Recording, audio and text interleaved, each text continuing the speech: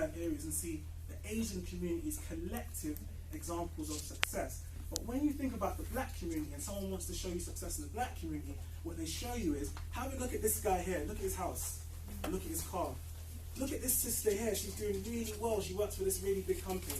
Look at her house, look at her car. But there's no collective success. Another thing which has bothered me more and more as I'm starting to attain some maturity is the fact that when we consider, again, success with air quotes, it's actually predicated on our nearness to and appeasement of white people. A lot of the time, that's what our success is connected to. They hold all the keys, they have all the cards, they open and close the doors, and if we don't appease them, then there is a limit to the success for which we can attain. And that's a really scary position to be in as a people. And we've been in that position for a long time now, decades. But it's a scary position to be in when you know that the people who really, to a certain extent, control the level of who control your livelihood, basically, don't actually like you. So can you imagine that we're dependent on people who don't like us, not for any other reason, really, than the colour of our skin and where we're from originally. And so, thinking about those two things, and then also, as a journalist, I like to research. I love to study history. Thinking about the history of the Caribbean and the current predicament of the Caribbean and Africa, I realized that that dynamic is present there also.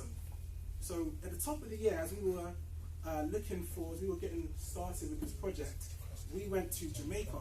And so I was researching about Jamaica, trying to learn as much about the history, as I possibly could. And what I realized was that a large portion of the jobs in Jamaica and across the Caribbean are all based on tourism. So in Jamaica, it's about 64% of the jobs on the island are created by tourism. What is tourism? It's the entertainment and the appeasement of generally Western people. It's the same dynamic. And when you go to Africa though, because of the level of resources that are there, the dynamic's slightly different. There's actually a lot more scope for freedom. And as I've started to look into it, African people are actually waking up. So you might have heard about the free trade agreement that they did last year. And I think now, as of July, all but one of the nations who make up all but one of the nations which are part of the African Union have all signed to say that they're going to have tariff-free or almost tariff-free trade on the island. They're discussing free movement. They're waking up. And so the only real issue now that they have, they're very skilled. I'll say that we went to Zambia, which you'll hear about from our other speakers. We went to Zambia on a group trip last month, so we haven't been back too long. I'll tell you what, man, as soon as I came off the plane, I just wanted to go. I came off the plane and saw those grey skies, it was cold. I just wanted to get back on the plane and go in the opposite direction.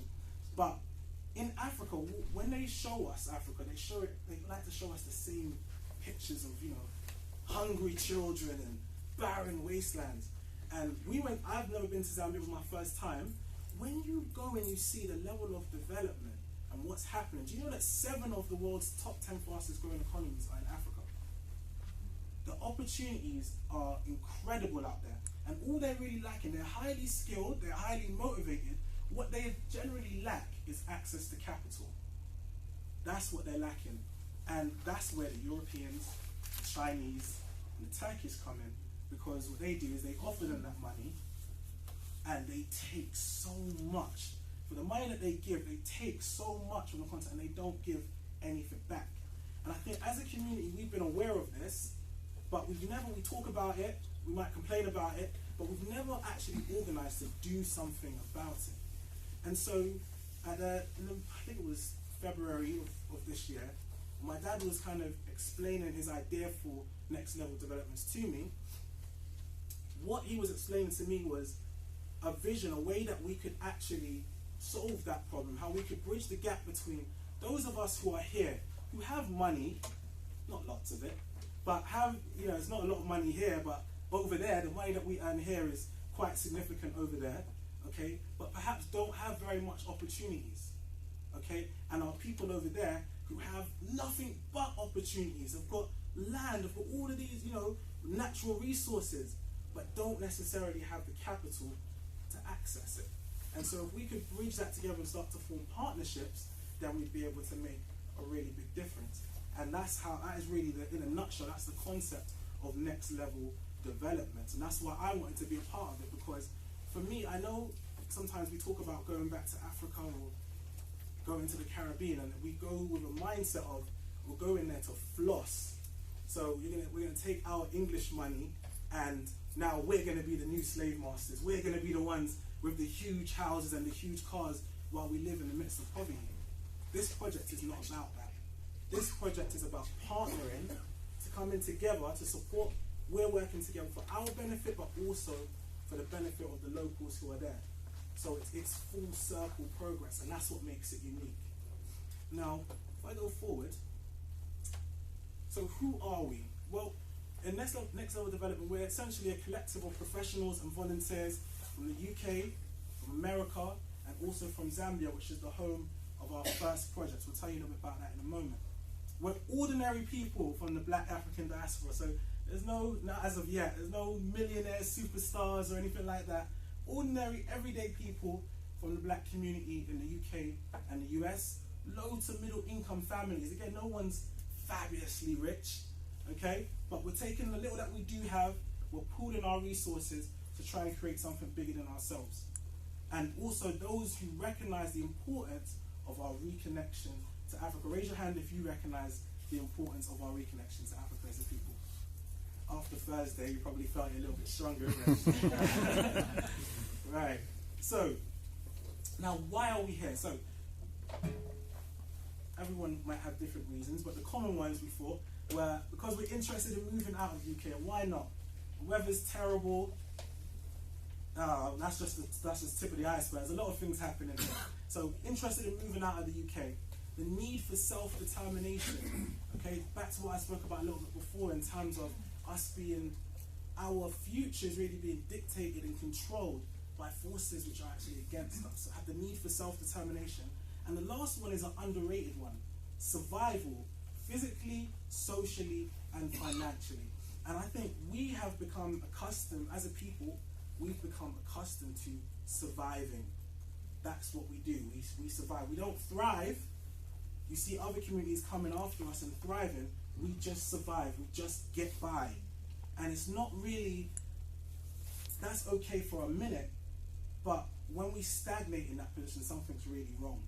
Something is seriously wrong. When again, because I love to research, I've looked at statistics going back to the Windrush generation, and when you read literature around that time, it talked about how when they came, the tremendous obstacles that generation faced in the 50s and in the 60s into the 70s, talked about how black children were labeled, thank you, educationally subnormal, okay, and all of these things. And then you come to the present day, and we're going to go through some, I'm going to run you through some statistics now, and you realize very little progress has actually been made. Very little progress. So let's have a look at this quickly. Right, so families and households. So black children are more than 2 times more likely to grow up in single parent households. We have the lowest rate of home ownership in the country. So only 37% of black people in the UK are homeowners, compared to 68% of white, British and Asian people. Sorry, I should say Indian people. We have the highest dependency on social housing. So 45% of black people who identify as black Caribbean and 47% of people who identify as black African are renting from the council, compared to only 9% of Indian people, 9% of Chinese people, and 16% of white people. If we talk about employment, this was a really interesting one for me, because the black unemployment rate has been double that of white British people for 25 years. And I'll explain that in a little bit more detail now. Welcome. So, in 1993, that's the same year that Stephen Lawrence died, same year that I was born actually, right? The unemployed black people were twice as likely to be unemployed as white people. And what they said, that's cool. Okay. What they said, the reason for that was that we weren't educated enough. You know, that's why we weren't getting these jobs. And so between 1993 and 2013, so that's 20 years, black people actually increased their participation in further education more than any other ethnic group. More than any other. So we were only, in 2013, we were only second to Chinese people in terms of our participation in further education. Did it change the statistics? Exactly the same. It was still twice. And it doesn't matter. When there's a recession and unemployment goes up, it goes up for white people and it goes up for black people. And when it comes down for white people and it comes down for black people. And this is how it's always been. I looked at the most recent statistics and they said that unemployment's really, really low at the moment. So, and I looked at it and I looked deeper into the figures. It says 4% is the white unemployment rate, 9% is the black unemployment rate. Always double. And then if we are lucky enough to get a job, there's a pay gap. So black people with degrees are paid 14% less than their white counterparts. And then if you've gone above degree, you've done a master's, you've done a postgraduate, that increases to 20%. Right? Education. So I'm a teacher.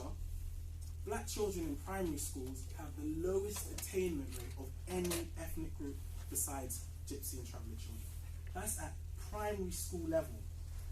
Basic reading, writing and maths. The stuff really that as parents we should be able to teach our children in our house. Lowest attainment.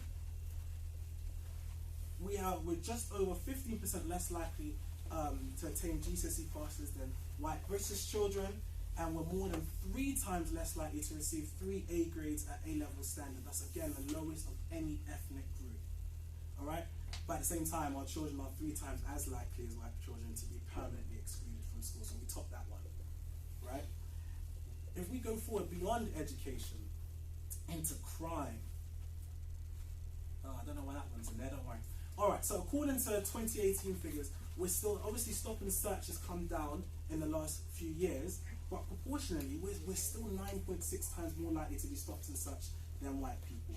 We're 3.8 times more likely to be arrested, and we are more likely to be convicted after an arrest, even when the same crimes are committed. Alright?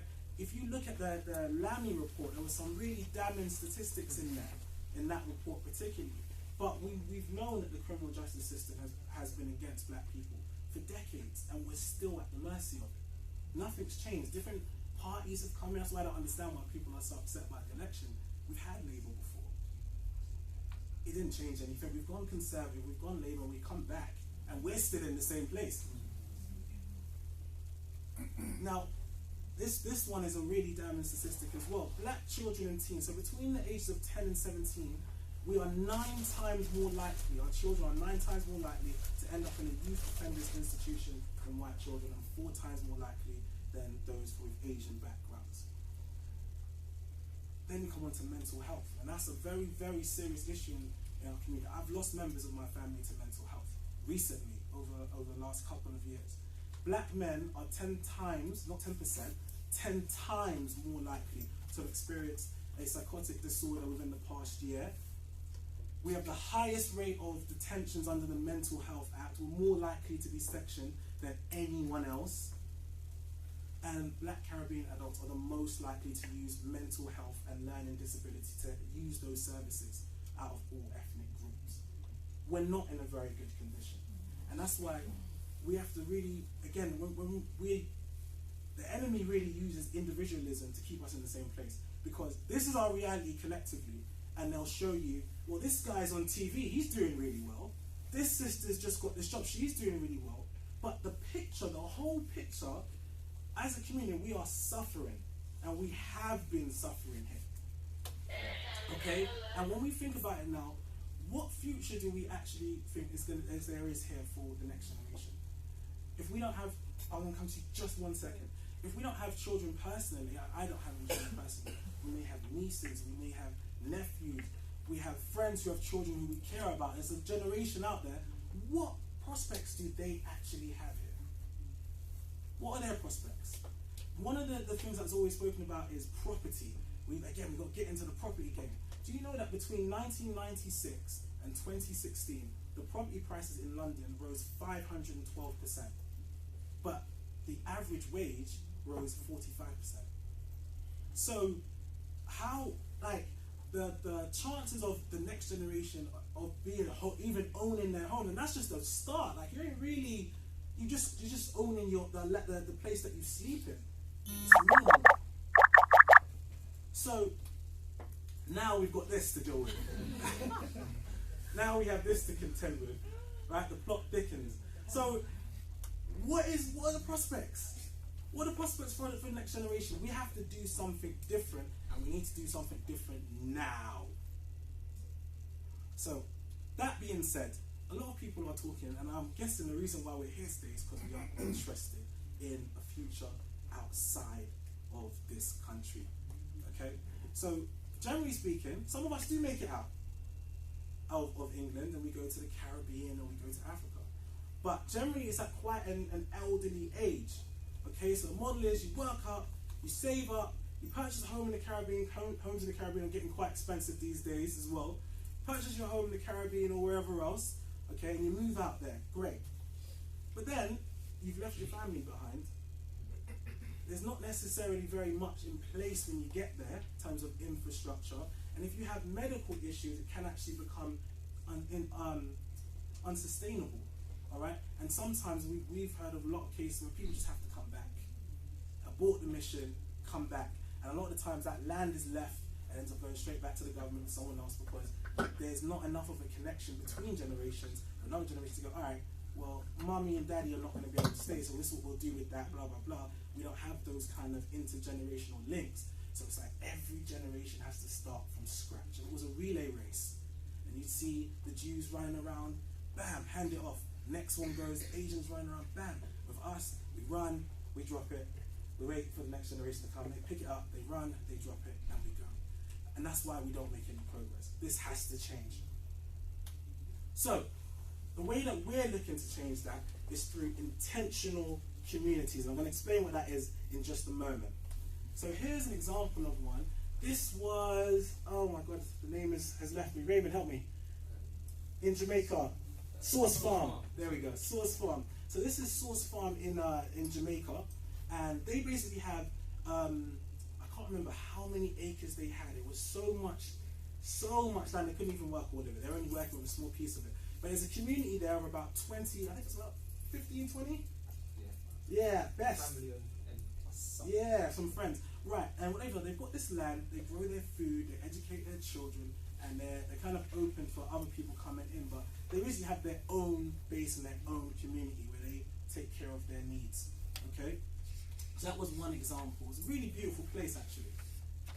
All right. Now, an intentional community is can be considered or can be described as a self-identified community committed to living together in an economically, culturally, and spiritually sustainable way. Okay, it's a more inclusive and progressive way to live. And what it is it's us deciding, it's us living on purpose. A lot of the time, again in the UK, you know, we might end up in a council flat somewhere. That's where we're planted, that's where we stay. And whoever you live around is whoever you live around. We might buy a house in Stonebridge or in Tottenham and spend 600 grand, 700 grand on a decent house. But we don't control the environment that we're living in.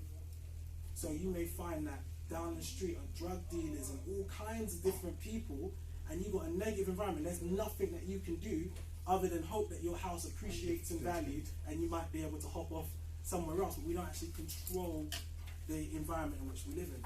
We're aiming to change that. So when we say intentional communities, it's a community in which we set up for ourselves, we decide where we're going to live, how we're going to live, okay, and by what principles we're going to live. It's not really about, it's much bigger than religion, it's about principles. How are we going to live? How are we going to treat each other? What things are acceptable in our community? What things aren't acceptable in our community? Because, again, one of our weaknesses is we kind of let everything go.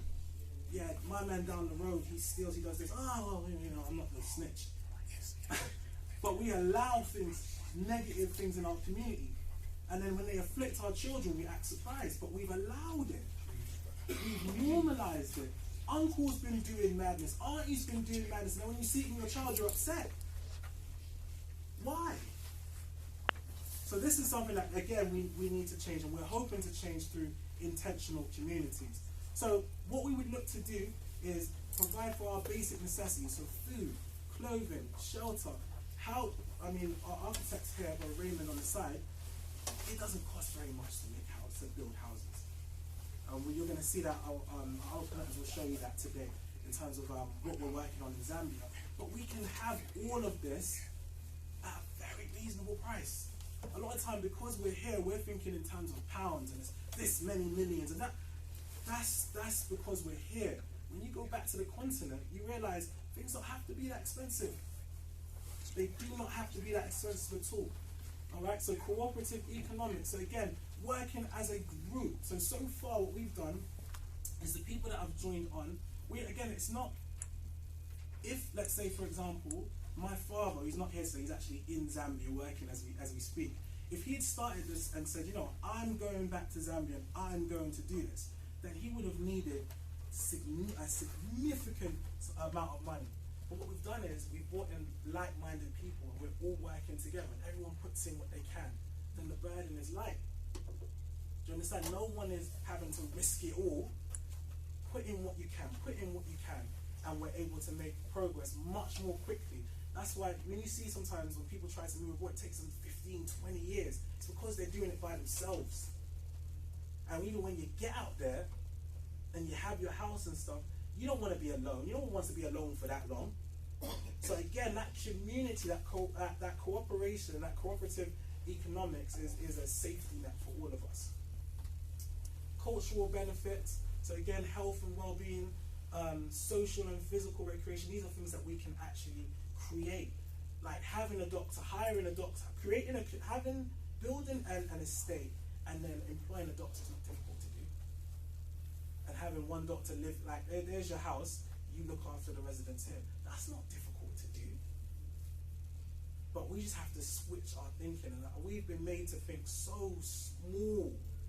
Do you know what I mean? Beyond our 9 to 5s and holidays, we're not thinking progressively. And that's why we stay in the same position that we're in. So if we are going to move beyond, it's not Jeremy Corbyn that's going to take us to the next level. It's us waking up and deciding, you know what? Let's do something different. Let's think outside of the box, because who gave us the box? Who gave us the box? The same people that want us to stay in it. So we go beyond that now. Spiritual benefits, so shared values and mutual respect. That's important. We can't have disagreeable and disrespectful people in our community. We've got to be able to put them out. And that's why we're saying, even with this project, it's not really enough. It's not, where we're looking for is more than people having the money. I mean, the money is important, don't get me wrong. People have their finance to come in. But beyond that, what we're really looking for is the right caliber of people. People who have a belief, in the project, one, and have the right character to be a part of it. We don't need arguments and disagreements. I mean, we may have disagreements, but we don't have to be disagreeable. And there's a difference between the two. And so that's what I'm saying. The character is the most important. It's the most important thing here. Greater harmony with self and others, mental well-being and peace of mind. Like, I know that these sisters came as well. Brother Raymond went when we went to Zambia. I didn't realize how peaceful it was until I came back. And I've gone to work, and the first day I'm sitting at my desk, my head is pounding, and I'm thinking, oh my God. You know, we become so normalized to it.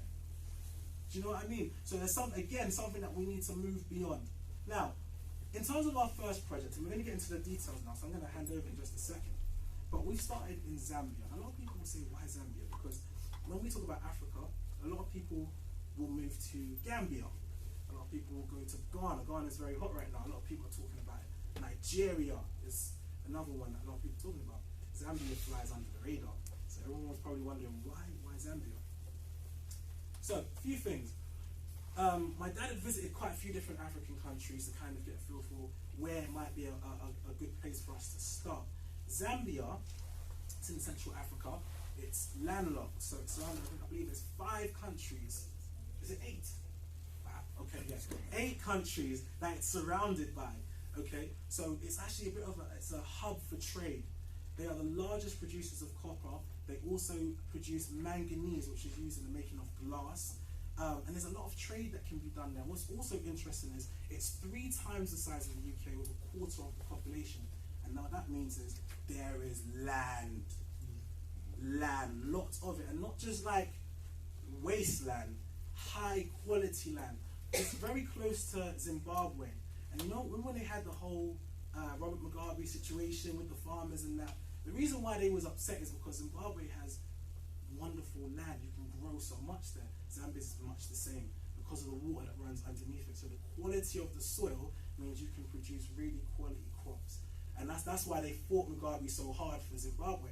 But again, Zambia goes under the radar. But again, it has that kind of land, so we can actually grow. And more to the point, one of the things that I learned just last month for going there, the culture is very similar to the UK. So if you come from the UK, sometimes I've heard people talk about leaving the UK and they go to an African country, and they go and they go, oi, you know, they start to realize maybe they're not as African as they thought they were, right? But when you go to Zambia, there's just something about the culture. It's very easy to adapt. They have a certain way about them, which is very much compatible. It doesn't take much to adapt. So initially, my dad went out there for the first time in January, I think, and as far as he's concerned, he's never come back. He's not here today. He doesn't want to come back. Like, he's a Zambian now. But it's a very easy place for us to adapt to, and the people are open for partnerships. There's no political instability or anything like that. They're peaceful people, but they're also smart people. And they assume where we've gone and we've shared this information with them and certain families who are quite influential with government and whatnot, they love the idea of us coming home and working and partnering with them, not coming to take advantage of them like other people do. We're not coming to be the new slave masters, coming to partner with them and share our expertise with them and also benefit from them, because they have a lot to teach us, you know. That's another thing that we have to rid ourselves of. Sometimes we think because we've been sitting next to white people for so long, we're better than the people on the continent. We're not. That's something we have to disabuse ourselves of. So they have a lot to teach us. We have a lot to share.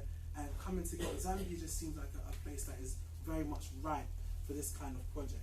Now, I want to thank you very much for listening. I'm going to pass on now to Tali Hintz-Waters, who's a part of Next Level Development, and she's going to take you through, the clicker. She's going to take you through what we're planning to build in terms of the communities that I spoke about, what these houses could look like, etc. All right, so I'm going to just pass you on. Thank you very much.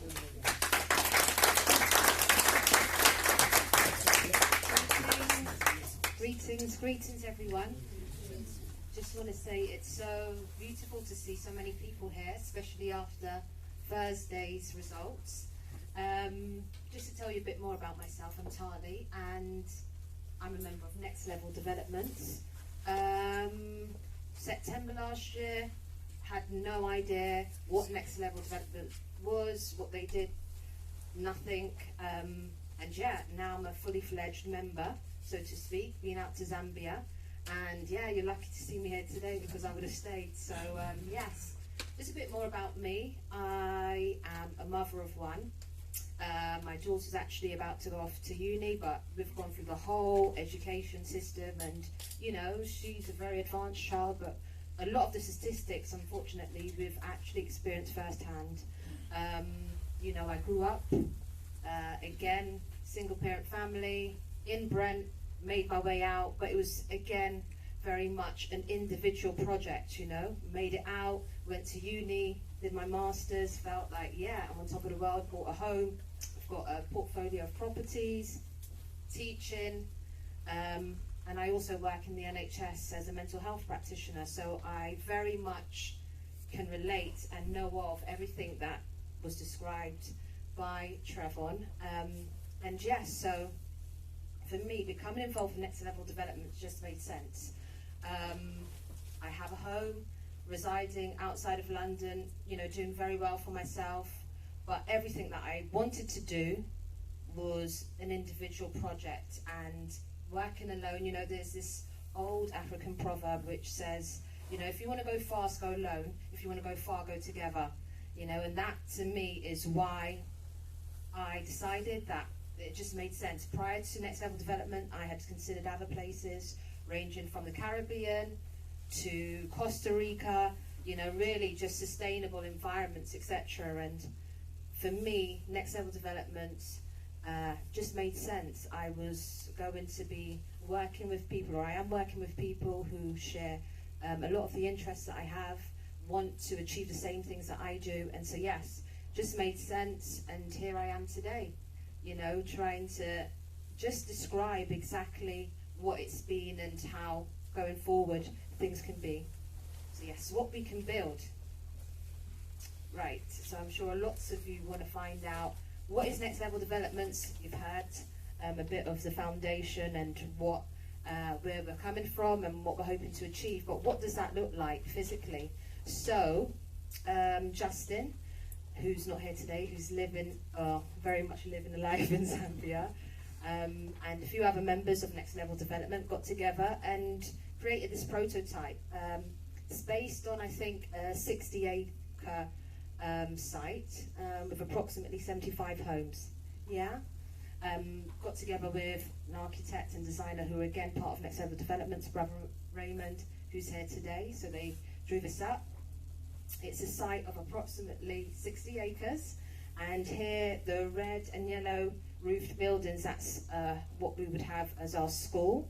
This, can I point? Okay. Oh, right. This is really quite.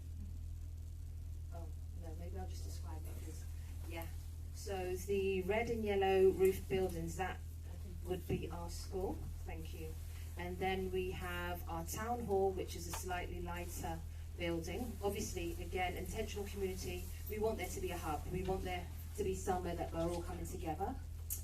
We also at the back have put in a 4-acre site for organic farming. Again, who knows what the future holds, and so we feel that it would be very good to have some food close by, you know, especially organic food.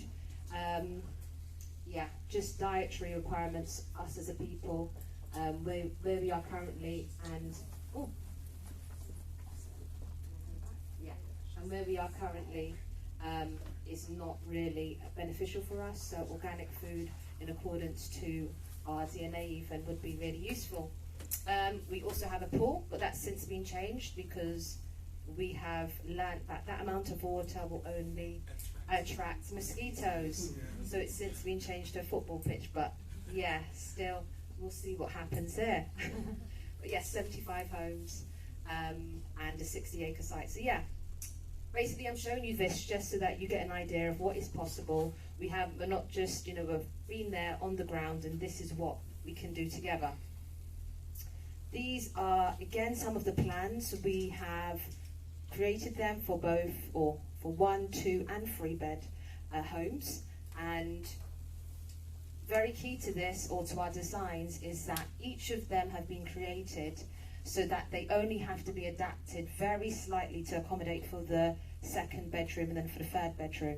And then again, the attic space has been, is also, it also holds enough space for more room. So yes, very, very simple house in design, because what has happened in the past, or what does happen sometimes, when you go abroad, you buy a piece of land and you think, yes, I'm going to have the biggest veranda, I'm going to have the best living room. That just takes up too much time. People end up arguing, and it's really just not conducive to what we're trying to achieve. So simple housing design, that's what we're going for. Again, this is a design of the our communal building, town hall. And yes, again, some more designs and drawings of what the community could and would look like. School building here. So yes, I don't know how many of you actually own property here, but again, I think it was highlighted, touched upon very briefly, but I own property, and I know that what I purchased my house for isn't what it cost them to build it, you know? If we're doing this together as a community, we are the architects, we are the designers. Bricks and mortar are not that expensive, and so it's not as far-fetched as they'd like us to believe. So yeah, that's what we really need to keep at the centre. So this is, I believe, Roma Park. No, it is Roma Park. And these are some of the houses that they have designed on their plot of land, and something similar that we could potentially achieve again. Who's they? Sorry? Who is they? Oh, so these are other developers? Right. Yes. Okay, so also here, I think it was touched upon again. Very good thing about Zambia is when it comes to building, designing anything, flat land is always very good. And as described, underneath the position of Zambia, it's landlocked with 8 other countries. And so being able to transport things, obviously next level development, what they're trying to do, what we're trying to achieve, geographically it's very, very well positioned. There's a waterbed underneath. For agriculture, it's a perfect source for what we're trying to do. So these are some of the pictures that Justin actually took on his first research trip. And again, just highlights for vast, actually I've been there and I've seen it, so even though these pictures are not my own, the land is very flat, vast, miles and miles and miles. You know, we went from one end of the country to the next and travelled for about 10 hours, and it was just literally flat land.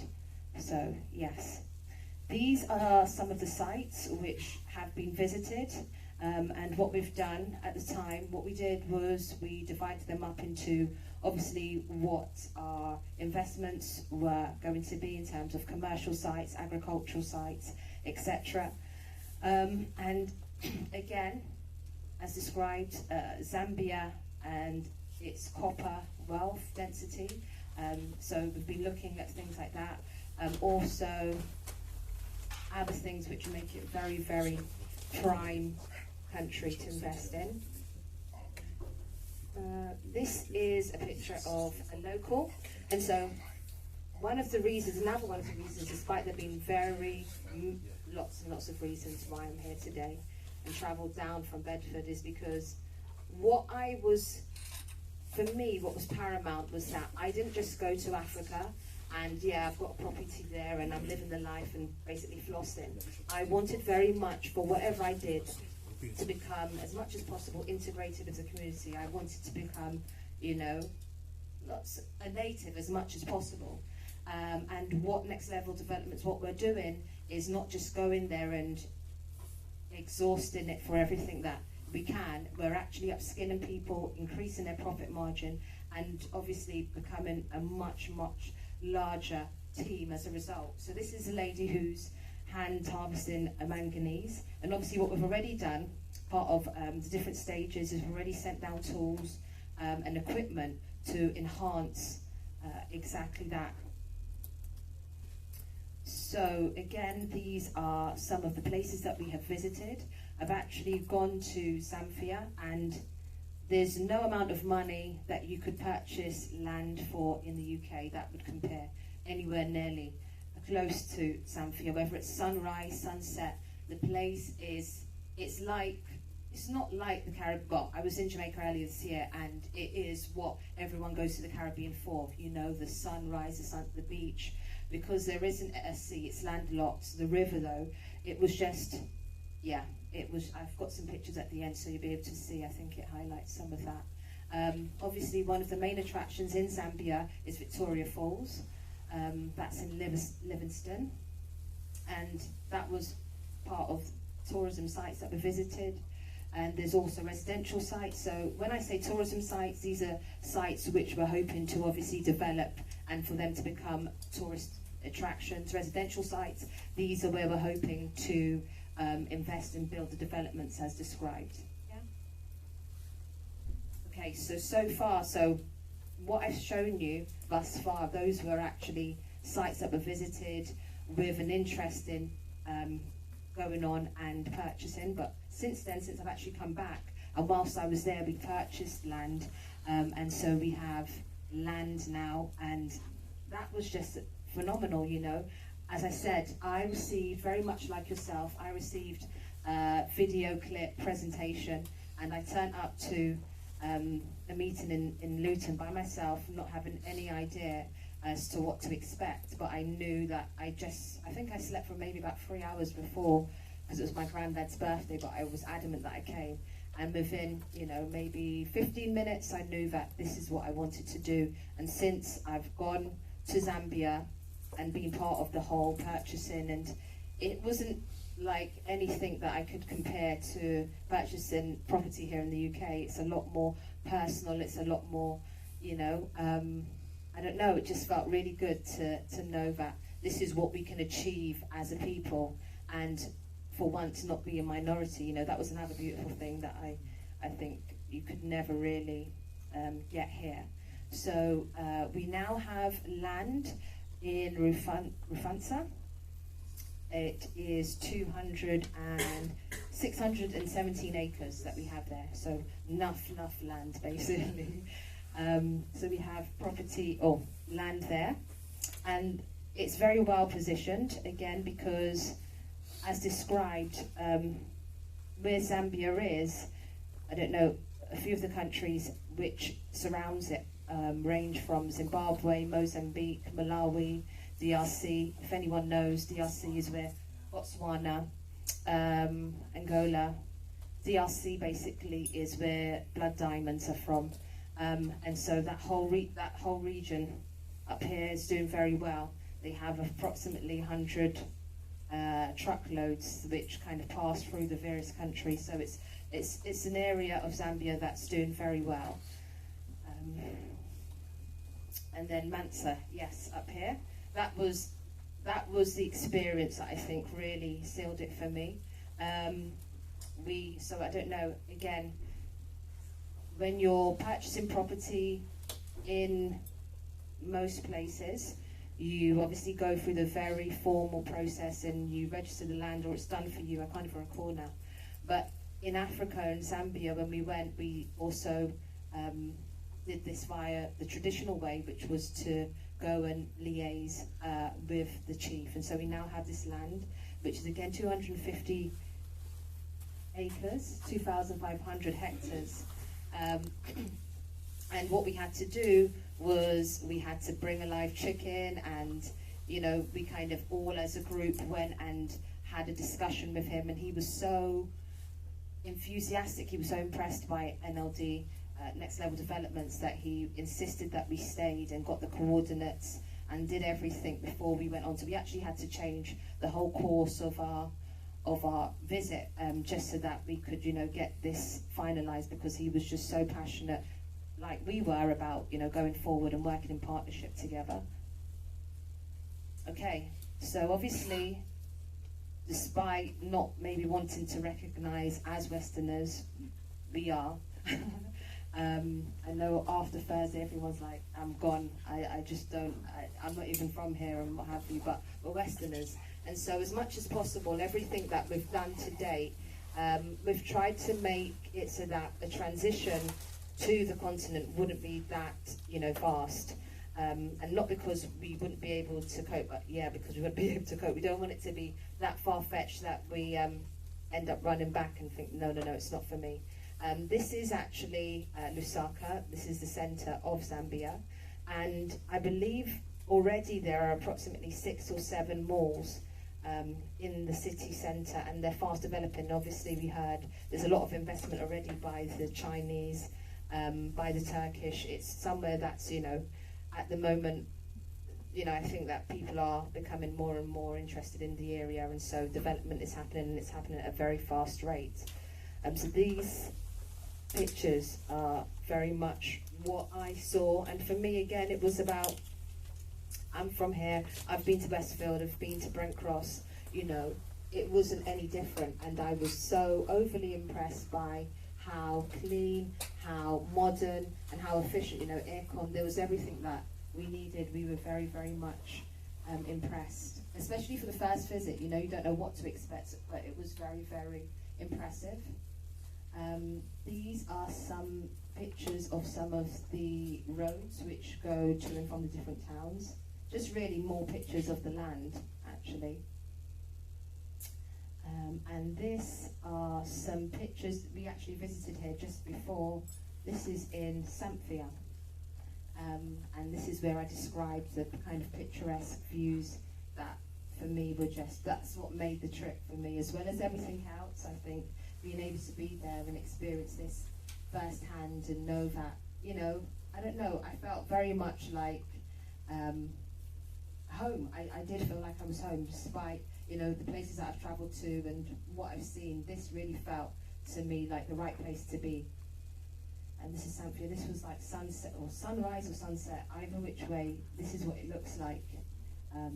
It was just beautiful. Again, more pictures of the beach. So even though it's landlocked, this is a river. I think one of the largest rivers. Lakes. Yes.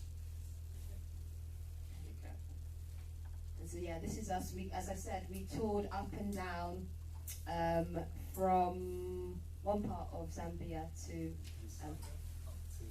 Lusaka up to Mansa, and that took us approximately 12 hours, if not, yeah, very long. But again, because we had already sent down our own minibus, we, you know, were able to travel around in comfort, and yeah, the journey was made that bit more pleasant. So yes, this was us. I think what Zambia is also quite famous for, I think they have a annual bat migration. We were actually, this is a national park which houses that, or is home to that. So yeah, this was us on our way back. And this is me on top of like an anthill. This is at a site that we visited, a Manavatoris site, so that was really interesting. But again, I went to Zambia, I had no idea what I was going to experience. You know, the people, I knew no one, I knew nothing, but in me, spiritually, I just felt it was right. And I went, and I was very, very much happy with everything that happened. And this is some of the land, this is the land that there is more to it, but yeah, this is me on our land that we purchased in partnership with the local chief in Mansa. So yeah, and that's me running in the water.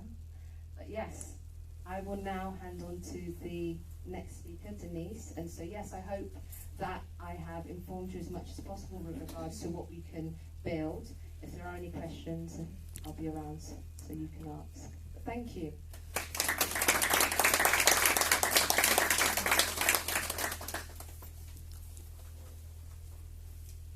Hi, can you hear me?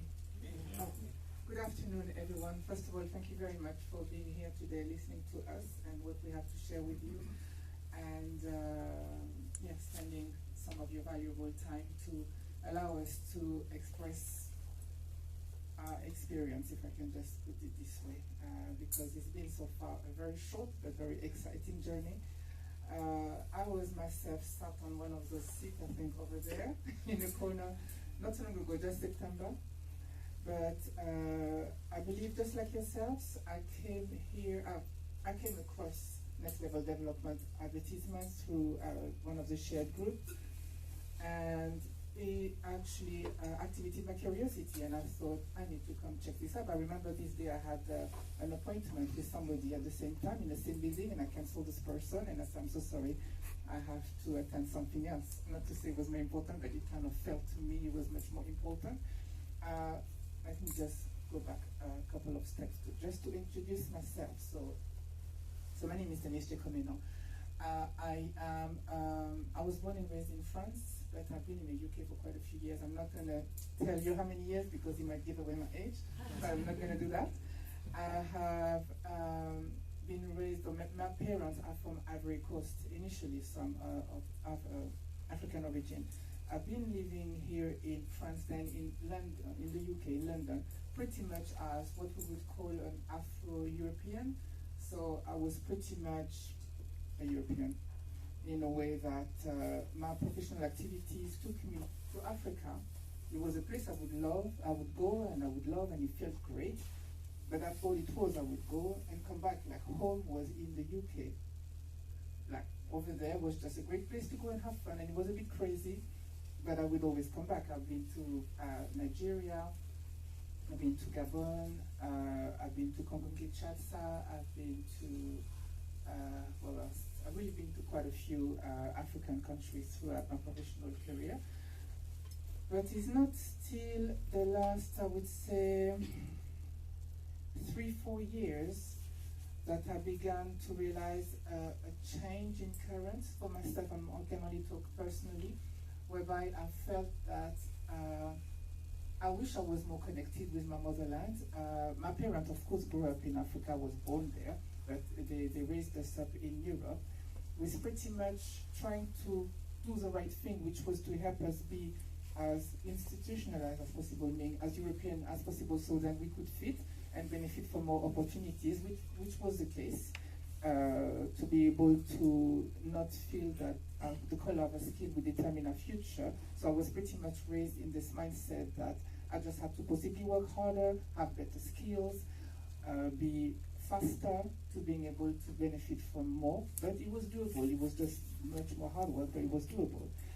So we were kind of shielded from growing up in Africa and from understanding the mentalities and the customs and the way things get done. So we didn't really kind of have much connections.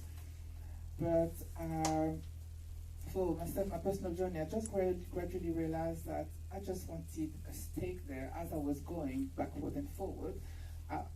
People were always welcoming, but I always felt a little bit out of place and different. And I felt, how can I be in a place where everybody looks like me and I feel a bit like out of place and kind of pretty much different. And so that was something that was latent, because it's like, something, you want something, but it seemed to be so big and so unattainable that you just like forget about it. I'm like, how am I going to just go there and look at opportunities for myself and think I can just do something? You hear people go there, buy a piece of land, buy a piece of real estate, and I'm like, that's not really what I want to do. Especially you hear horror stories of people being conned, or they have land that they buy, they come back, and then by the time they go back, the land is being used and developed by somebody else. So there's so many pitfalls, and it seems to be so scary. I'm not even going to venture there. However, though you would think, well, you're African, you have parents and connection, they should be able to help you. They know. But that's the key thing. It's not because you're from somewhere that you actually have opportunities open to you. If anything, you come from Europe, and people look to you to bring them opportunity. They want some of your money or lots of it. They want your opportunity. They think you're good news, you're coming, and they want you to do something for them, as opposed to the reverse. So it's kind of this consistent mentality where you're always looking at kind of for yourself, as opposed to thinking what is the value that you have to bring for people. So what brought me to next level development is when I heard at the time it was Trevon's dad, so just in exploring the opportunity that was presented. The key thing for me, which I really, really love, was the idea that I could literally become an instant expert at investing in Africa, an instant expert in agriculture, an instant landowner, an instant multi-business owner over there, just by joining a group that actually took the initiative to think, what, we have to think differently and be more forward-thinking, using the experience of what we observed with the Chinese, how the Chinese done it, the Europeans, the Turkish, the Lebanese. They would always come together with a voice, and there's a voice of cash and filling gaps. So they're coming with solutions, and as they come with solutions, then they have a voice and they can be heard. So that's really what attracted me at the time, to think, what, let me find out more, because as well sometimes, you're all here today, you came, thinking that it was possibly a nice idea, you saw an advertisement and something attracted you. But then sometimes we are attracted with something that Spirit tells us to do something. We do it, you came today, you listen to us and what we have to share.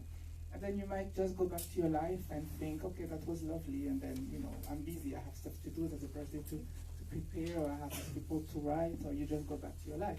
And I have learned, I would say the last 3-4 years, because I've been like most people, when you procrastinate, you have an idea, it looks lovely, and you think, yes, I'm going to deal with it later, tomorrow, the next day, and the next month. Next thing you know, 5 years has gone by, and you're just like, what happened?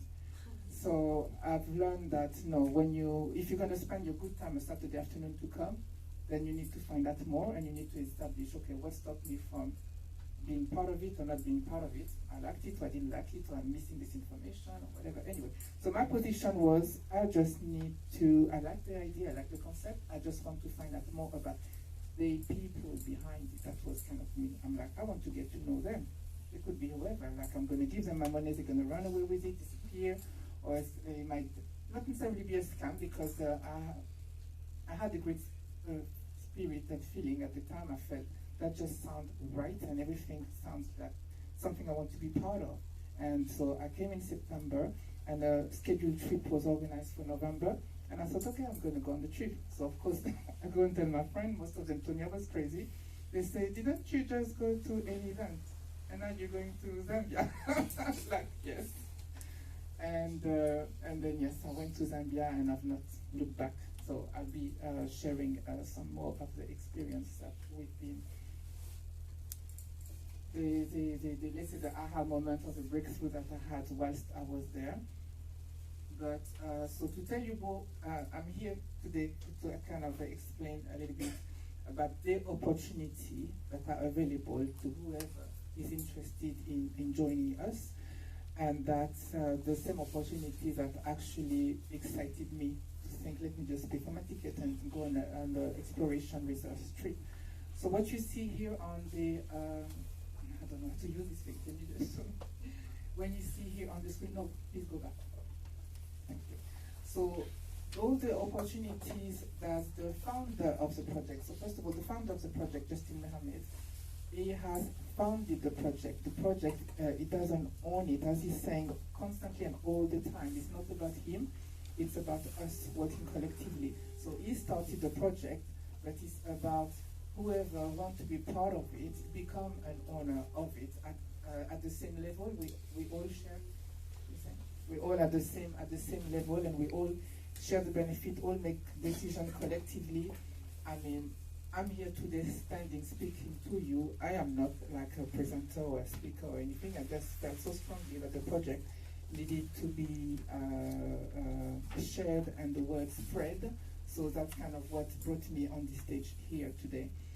And to kind of give some support, of course, because Justin is over there in Zambia and he can't be doing the work on the ground and then be here spreading the message. So we just here giving him some support and giving us, actually, it's not about him, it's now about us, because we're part of it and we are as instrumental as he is to make it a success. So that's really what it is about. So the little lion, the little lions here.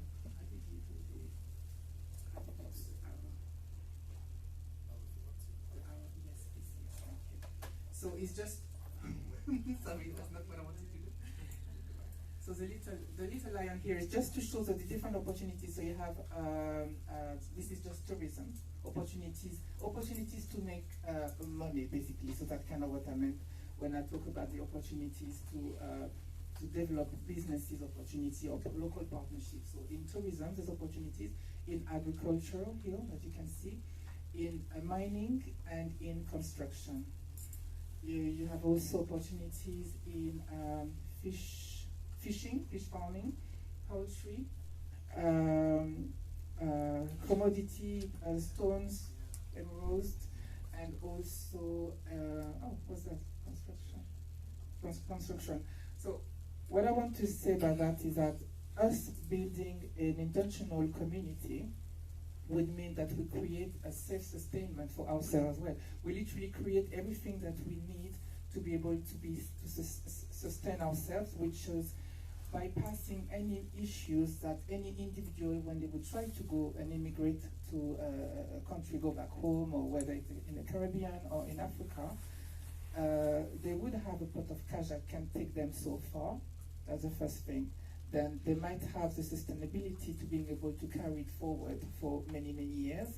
Or they'll have the challenges of the local cost. You might know that many, like the food that you used to, things that you lack from where you've grown up for or lived in for 20, 30 years, cost a lot of money, there's a lot of import. Whereas the aim is to be as sustainable as possible, so creating our own income, being able to create our own source food that we control also. When you see fish farming, I mean, you might have heard that some fishes are becoming not so trustworthy to eat because you do not necessarily know in what condition they've been bred and they've been reproduced, and what kind of water, what else they've been fed. Same thing for chickens. I'm a chicken person. I love chicken. And recently realized I love chicken wings more than anything. But then I just realized that actually they would inject the chicken at the level of the chicken wings, at the wings, with antibiotics and all sorts of different hormones to make them grow. So it's just like, what is it to eat? I've decided to recently go organic. Organic food costs a fortune here in the UK, whereas if you're able to grow your own food, control the soil where your own food are produced, you can limit the impact of the food that we have here that is coated with products to stop them from aging fast or pesticides. So that's the whole idea of the different opportunities that you have there. So working together, this is to me, that was literally the massive wake-up call. So my background, I'm a property specialist. So I've been operating in the property industry for the past 15 years. I've done everything from being a landlord, running a lettings agency, property sourcing, property developing. So I'm pretty much like a property person at heart. However, when I look back at I would say the last few years, it's been a tough journey. And why was it tough? Because I was doing it all by myself. I didn't necessarily seek collaboration of people who simply do the same thing with who we can have a mindset of developing certain level of trust and understanding, realizing by pulling our budget together to do some simple marketing, then we can do more. If I imagine another lettings agency locally, we see each other as competition, whereas we certainly have different skills. When I started my business, I was told, why would you want to go in such a competitive industry? And I'm like, I don't have no competition, which I felt I didn't because I was doing whatever I was doing my way. So when you have a client that come on the marketplace, they always have a choice. They can go to the 3 agent, they will maybe go to the 3 but select one for their own personal reason, because that's what markets are for. You benefit from the competition and choice and options. So I didn't see competition, but so I was doing my thing and I was doing business and I was having clients, but I was spending my little money to maybe get an eighth of a page of an advertisement in the newspaper, whereas clubbing with another 4 or 5 businesses, I might have benefited from being able to have a full spread, and we all benefit from the influx of the business. So working together is really what brought me to want to be part of a next level development, because we're not just talking about working together here, us at our level here living in the UK, is also working together with locals. We need them, just as Trevor and Pali said earlier, we need them as much as they need us. It's not the case of we better or we coming, we have money, so we're above them, because really, whatever we have, they don't have, and whatever they have over there, like if I was to go, like I said, I'm from Ivory Coast. My father told me for the longest time, oh, we have land somewhere in some kind of faraway village where I'm supposed to come from. I've never been to this place, and even he told me, oh, you should go there and try and identify, the perimeter of our land and who is doing what. And I'm like, I don't even know where to start. What would I be doing, and who are those people? I'm thinking, am I going to get killed in a way, because I might have people looking to me to think who I am, where am I coming from, where am I going to get the support from? So I've not even, wanted to go there.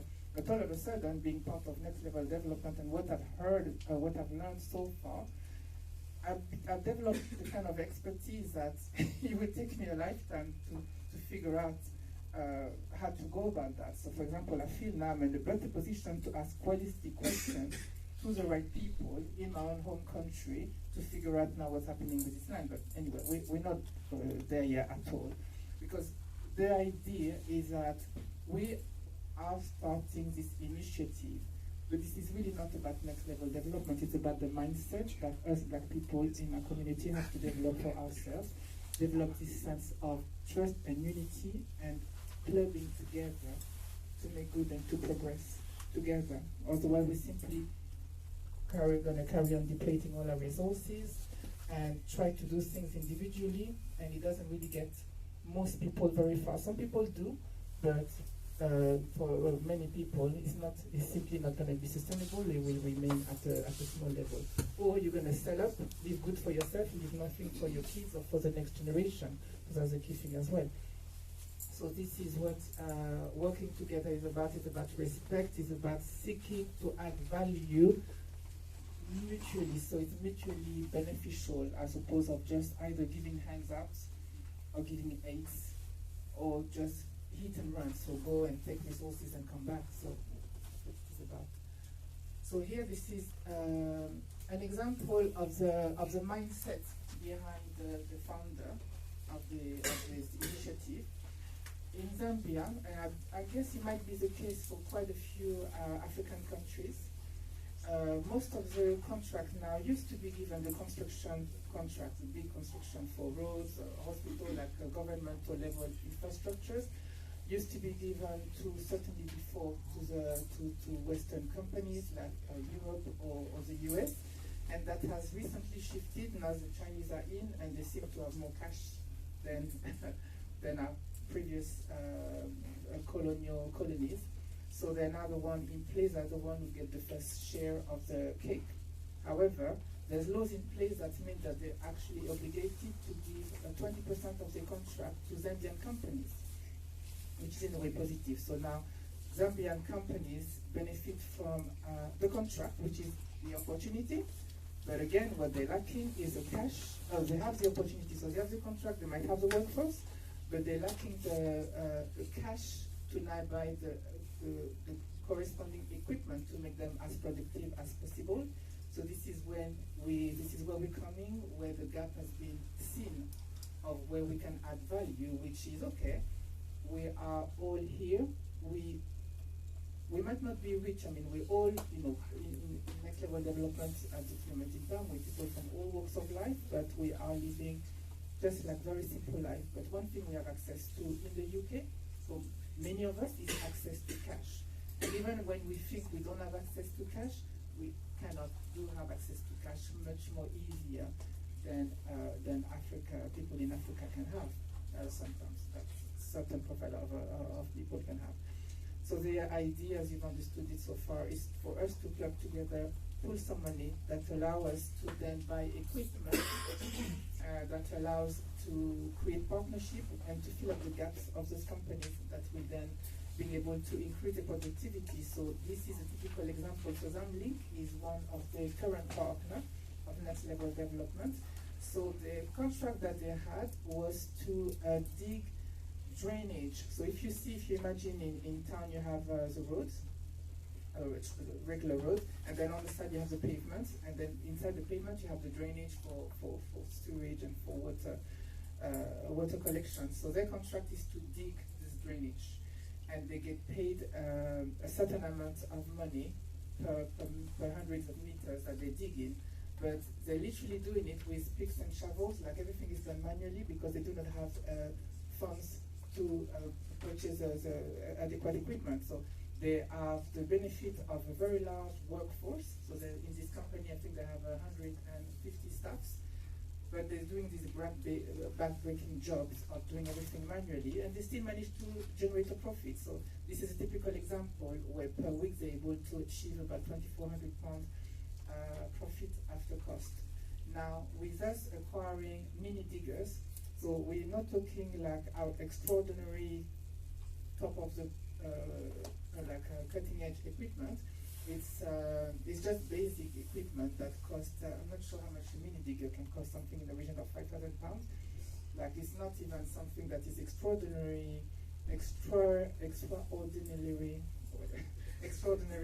expensive. However, thanks to this equipment, they have one piece of equipment. They're able to literally quadruple the income. And then with us having this partnership with them, we supply this equipment, then the surplus income that they make, then we can share profit of it. So that's how it works. So everybody benefits and win. We're not looking to con anybody by telling them, we make 100 but we give you £5, like a little handout. No, they actually properly benefit at a level of a quality partnership. That's really what it is about. So what we've established that was needed from there, going to Zambia, going to them, so it's already us going to them to tell them we need you. So what do we need? We need land and we need skilled personnel. You might be aware that in many African countries, they're actually very highly educated. Like they place a lot of emphasis on higher education. So you will find that many everyday people are actually educated to master's degrees and they have a lot of knowledge about different things.